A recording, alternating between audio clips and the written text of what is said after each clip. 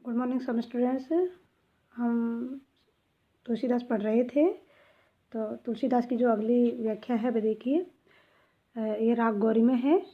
जो पे हों मातु मते हैं होयो, तो जननी जग में या मुख की कहाँ कालीमा दोहो। क्यों हो आज होत सुचि सपथन, कौन मानिए साची। महिमा मृगी कौन सुकृत की, खल वच विशिखन वाची। गही न जाति रसना काहू की, कहो जाई जोई सूझे। दीन बंधु कारुणा सिंधु बिन, कौन ही है की बूझे। तुलसीदास राम वियोग विषम विष, विकल नारी नर भारी। राम सने सुधा सचे, सब भय तेई सुखारी। प्रस्तुत अवतरण गीतावली के अयोध्या कांड से लिया गया है। श्री राम को वनवास दे दिया गया। उसके पश्चात भरत जी ननिहाल से वापस आते हैं और जब उन्हें पता चलता है कि मेरे कारण राम, सीता और लक्ष्मण वन को चले गए हैं, तो वह बहुत दुखी हो जाता है और उसी दुख की अभिव्यंजना इन पंक्तियों में की गई है। वह कौशल्या माँ से क्या कह रहे हैं देखियो। भरत जी कहते हैं, हे माता जो पे हों मातु मतई मत आगी। हे माता, माँ कैकेयी ने राम को वनवास दिला दिया है और वो यहाँ से चले गए हैं। जो पे हों मातु मतई, सभी लोग ये मानेंगे कि मेरा भी माँ का जो मत है उसमें मेरी भी सहमति थी। तो जननी जग में या मुक्की कहाँ कालीमा दूँ। यदि मेरी भी राय रही हो, मेरे मुख पर जो कालीमा लगी है, फिर उसको मैं किस प्रकार से धो पाऊँगा और किस प्रकार से मैं उस कालीमा को दूर करूँगा। क्योंकि वास्तविकता यह है कि इसमें मेरा कोई मत नहीं है और मैं उस कालीमा को धोने का मेरे पास कोई उपाय भी नहीं है। क्योंकि भरत जी जो थे श्री राम के वनवास में जाने के पक्ष में बिल्कुल नहीं थे और उनकी अनुपस्थिति में ही उन्हें वन में भेजा गया था, इसलिए उन्हें बहुत दुख हो रहा है। क्यों हो आज होत शुचि सपीतन, यदि मैं शपथ पूर्वक अपने निर्दोष होने का प्रमाण दूँ, कौन मानिए साची। लेकिन कोई भी उसको सच नहीं मानेगा। अर्थात मैं ये कहूँ कि इसमें मेरा मत नहीं है तो कोई भी इसको स्वीकार नहीं करेगा और कोई भी मुझे निर्दोष नहीं मानेगा। महिमा मृगी कौन सुकृतन की, क्योंकि किस पुण्यात्मा ने, अर्थात भले कर्म करने वाले की जो महिमा रूपी हरणी है, वह दुष्टों के वचन रूपी बाणों से नहीं मच पाई है। महिमा मृगी, महिमा रूपी जो मृगी है वह खल विचकन वाची, वह दुष्टों के कटु वचन रूपी बाणों से नहीं बच पाई है। कहने का मतलब है, यदि कोई व्यक्ति आगे बढ़ने का प्रयास करता है तो उसे पीछे लाने का ही प्रयास किया जाता है, तो कोई मेरी बात पर कैसे विश्वास करेगा। गही न जाती रसना काऊ की, और किसी रसना नहीं होता जिब्बा, और किसी की जीभ को भी नहीं पकड़ा जा सकता। कहो जाई जो सूझे, जिसको जो अच्छा लगता है वह उसी प्रकार की बातें बनाता है। दीन बंधु करुणा सिंधु बिन, कौन ही है कि बूझे।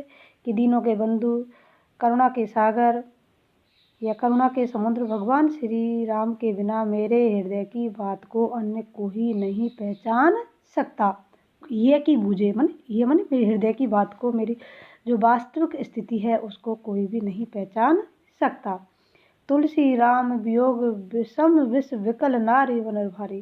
तुलसीदास जी कहते हैं कि श्री राम के वियोग रूपी विष से सभी नर और नारी अत्यधिक व्याकुल हो रहे हैं, अत्यधिक पीड़ित हो रहे हैं, दुख की अनुभूति कर रहे हैं। भरत सने सुधा सींचे, लेकिन उस समय भरत के अमृत से सींचे हुए इन वाक्यों को सुनकर उन्हें थोड़ी देर के लिए सुख की अनुभूति होती है। अर्थात उन्हें यह लगता है कि भरत का इसमें मत नहीं है। अगला देखो, राघो एक बार फिर आवो, ए वर बाजी ब्लोक की आपनो बाहुरी बनी सजावो। कि हे राघव, तुम एक बार आ जाइए। हे राघव, हे श्री राम, तुम एक बार वन से आ जाओ। ए बार बाजी ब्लोक की आपरो बहुरी बनी सजा दे। बाजियन होता घोड़ा, बिलोकी का अर्थ होता है देखना, बहुरी फिर, सिधाबो चले जाना। कि एक बार तुम आकर इन घोड़ों को देख जाओ, फिर चाहे तुम वन को चले जाना। इन पंक्ति का भाव यह है कि तुम्हारे वियोग में जो घोड़े हैं ये अत्यधिक पीड़ित हो रहे हैं और इन्हें जो पीड़ा की अनुभूति हो रही है हम उनको दूर नहीं कर पा रहे, इसलिए तुम एक बार आकर इनको देखो चले जाओ ताकि इनका जो वियोग है वह शांत हो जाए। जे पै प्याय पौ की कर पर बार बार चुचकारे। हे लाडले राम, यहाँ कौशल्या माँ कह रही है, हे लाडले राम, जिन घोड़ों को तुमने पानी पिलाकर और अपनी जो कर कमल है उनसे सहलाया था, उन्हें प्यार दिया था, वे अब तुम्हारे वियोग में कैसे जीवित रहेंगे। क्यों जी वही मेरे राम लाडले, वे अब निपट बिसारे। वे कैसे जीवित रहेंगे, वे ते अब निपट बिसारे, क्योंकि तुमने उनको पूरी तरह भुला दिया है। भरत सौगनी सार करत है, अति प्रिय जाने तुम्हारे। यद्यपि भरत जी इसका तुमसे सहुगुना अधिक ध्यान रखते हैं, क्योंकि उन्हें पता है कि ये घोड़े तुम्हें बहुत अधिक प्रिय थे। तदपि दिन ही दिन होत झावरे, मनहु कमल हिम पारे। फिर भी ये रात और दिन तुम्हारे वियोग में विकल रहते हैं, इसलिए ये ऐसे हो गए हैं मानो कमलों जिस प्रकार से जो कमल है उसको पाला मार देता है तो वह बिल्कुल ही रंगहीन हो जाता है, उसी प्रकार से तुम्हारे वियोग में ये अत्यधिक दुखी हो गए हैं और पाले द्वारा मारे गए कमलों की भांति दिन और रात कमजोरी होते जा रहे हैं। मन सुनऊ पथि की जो राम मिली है, वन कहियो यह संदेश। हे पथि को सुनिए, यदि तुम्हें वन के अंतर्गत श्री राम मिलते हैं तो मेरा यह संदेश उनको कह देना।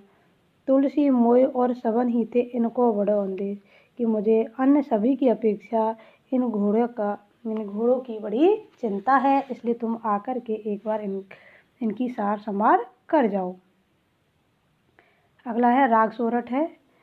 मेरो सब पुरुषार्थ थाको, विपत्ति बटावन बंधु भाई, बिनु करु भरोसा काको।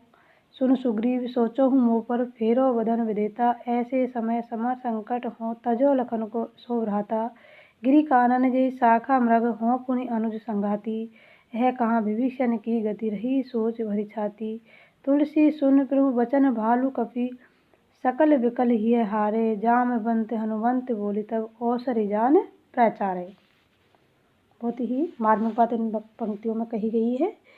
ये भी गीतावली के लंका कांड से लिया गया है और राम रावण का युद्ध चल रहा है, उसमें मेघनाद लक्ष्मण पर शक्ति से प्रहार करते हैं और उस शक्ति के प्रहार से वह मूर्छित हो जाता है। फिर श्री राम उन मूर्छित स्थिति में देखकर विलाप करने लगते हैं, तो श्री राम की जो दुख है, श्री राम की जो पीड़ा है, उसी को इन पंक्तियों में व्यक्त किया है। मेरो सब पुरुषार्थ थाको, राम विलाप करते हुए कह रहे हैं कि हे लक्ष्मण, मेरा जितना भी पुरुषार्थ था वह तुम्हारा ही था। लक्ष्मण के बिना मैं शक्ति विहीन हूँ। विपत्ति बटावन बंधु भाव, बिन करो भरोसा काको। अब मैं उसके बिना कुछ नहीं कर पाऊंगा, क्योंकि यह मेरी विपत्तियों को बांटने वाला भाई था। विपत्ति बटावन बंधु, क्यों मेरी विपत्तियों को बांटने वाला भाई था। बाहु बिन करो भरोसा काको, मेरी भुजाओं के समान था। बाहु बिन, अब मैं किसके बिना हो गया हूँ, बाहु के बिना हो गया हूँ, अर्थात भुजाओं के बिना हो गया हूँ। कहने का मतलब यह है कि लक्ष्मण मेरी भुजाओं के समान ही था। करो भरोसा काको, अब मैं अन्य किसी पर कैसे विश्वास करूँ। सुन सुग्रीव सोचई मोह पर, फेरो बदन विधाता। हे सुग्रीव, सचमुच विधाता ने ही मेरी ओर से मुख फेर लिया है। वो सुग्रीव से कहते हैं कि ऐसा लगता है कि विधाता ने ही मेरी ओर से मुख फेर लिया है, मुख मोड़ लिया है, वह मेरे विपरीत हो गया है। ऐसे समय समर संकट को तजो लखन सो भ्राता, क्यों ऐसा समय है जब युद्ध हो रहा होता है तो मैंने लक्ष्मण जैसे भाई को त्याग दिया है। तो ऐसे तो यही प्रतीत होता है कि भगवान मेरे प्रतिकूल हो गए हैं। गिरि कानन जे शाखा मृग, हों पुनि अनुज संगाती। फिर वो ये कहते हैं कि वानर सेना तो पर्वतों पर जंगलों में चली जाएगी। गिरि कानन जय शाखा मृग, कि बंदर की जो सेना है ये तो पर्वतों और जंगलों में चली जाएगी, लेकिन मेरा आश्रय कहाँ होगा। मुझे भी लोग भाई का हत्यारा ही कहेंगे। है कहाँ विभीषण की गति रही सोच घर छाती। और जब विभीषण के बारे में सोचता हूँ तो मेरे छाती फटती है। कहने का मतलब है कि विभीषण जिसको रावण ने दुखी कर रखा है, यदि मैं उसका उद्धार नहीं करूँगा, इस बात को सोचता हूँ तो सोचने से पहले ही मुझे अत्यधिक पीड़ा होती है। तुलसी सुन प्रभु वचन भालू कपि सकल विकल ही हारे। तुलसीदास जी कहते हैं कि श्री राम के ऐसे वचनों को सुनकर जो कपि भालू और भी अन्य जितने भी चराचर प्राणी थे वे व्याकुल हो गए। उन्हें अत्यधिक दुख हुआ। जामवंत हनुमंत बोले तब अवसर जान प्रचारे। ऐसे समय में जामवंत हनुमान को बुलाकर अवसर के अनुकूल बात कही। जामवंत हनुमान को बुलाते हैं और अवसर के अनुकूल बात उनसे कहते हैं।